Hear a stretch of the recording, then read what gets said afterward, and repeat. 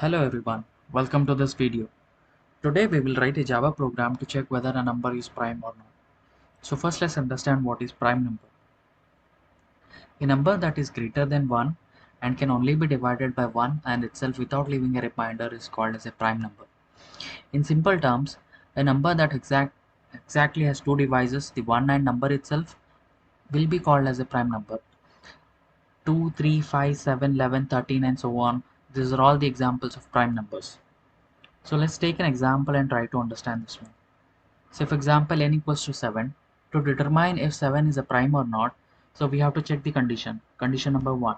Is 7 greater than 1? Yes, it is. Next condition. We have to check if 7 has exactly two divisors, that is 1 and the 7 itself. So in order to check that, we will divide the number 7 from 1 to 7 and see if there are any, to check how many divisors we get. So for example, 7 divided by 1, it divides evenly and it doesn't leave a remainder. So 1 is a divisor of 7. And we check the next number, 7 divided by 2. It is leaving a remainder, so it is not a divisor of 7. 7 divided by 3. It leaves a remainder of 1. So 3 is also not a divisor of 7. And so on. Let's check 4 as well. 7 divided by 4. It leaves a remainder of 3. So 4 is also not a divisor of 7. 7 divided by 5, it leaves a remainder of 2. Again, not a divisor. 7 divided by 6, it leaves a remainder of 1. So 6 is also not a divisor of 7. 7 divided by 7 obviously divides. So in short, the numbers that divide 7 evenly are 1 and the number itself. Hence 7 is an prime number. Now let's write a Java program for this one. First I have created an input object of type scanner class. We will take the input from the user via the console, for which the input object will be used, input.nextLong. It will capture the number which the user has entered in the console, and I'm storing that number in the variable number. This number is getting passed to this method, is prime or not. If this method returns true, we print that number is a prime. If this method returns false, we are outputting it as a not prime number. So let's understand what is the logic written inside this method. In this method, we are checking if the number is less than 1. If it is less than 1, we are returning it as false because we know that prime number should be greater than 1. Next, we are checking if the number is equal to 2 or 3. If it is 2 or 3, then we are simply returning it as true because we know that 2 and 3 are prime numbers. Next, we are checking if number modulo 2 equals to 0 or number modulo 3 equals to 0. Modulo is an operator that returns the remainder when divided by number. So if a number is divisible by 2 or 3, it is not prime. Why? Because any even number which is greater than 2 is also divisible by 2. Therefore, it cannot be prime. And if a number is divisible by 3, then it is not prime because it has divisor more than 1 and itself. It is not meeting our criteria. That's why we are returning it as false.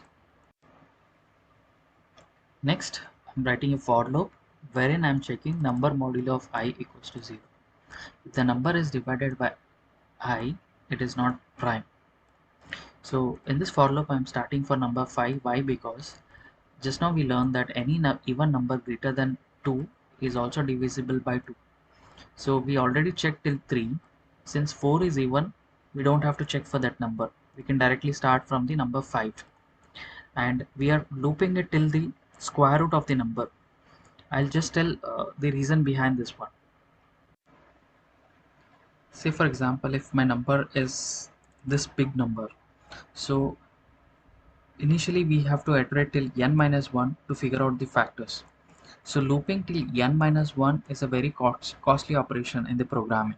So it is very inefficient solution to iterate till n minus 1. So what is the optimized solution then? So in order to understand that, let me take an example of n equals to 144, right? So we will be starting from 5, as we know. From 5 we will check till 144. How many factors do we get for 144? 6 into 24 is 144, 8 into 18 is 144, 9 into 16 is 144, 12 into 12 is 144. And next, from 12 13, we don't have any factors for 144. 14, no factors for 144. 15, no. And directly we get for 16 into 9 is 144. 18 into 8 is 144. If you observe here, there's a pattern. 6 into 24 and 24 into 6.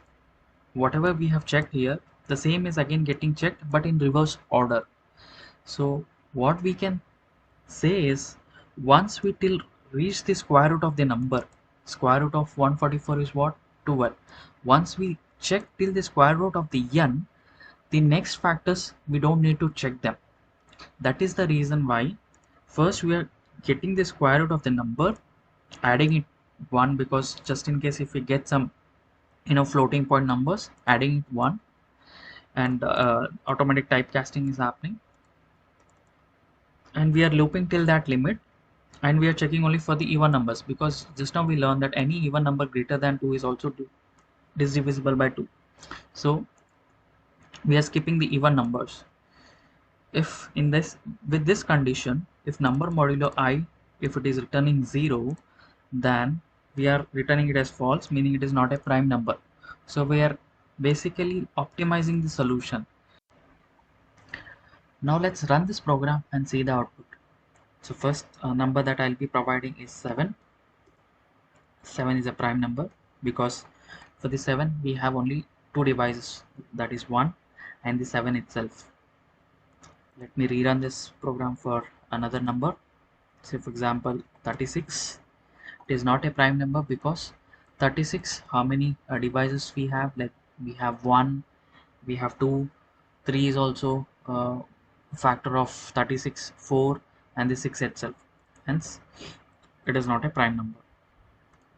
Let me try for one very big number. Let's see what it says. It's not a prime number. So that's it in this video. Thank you for watching.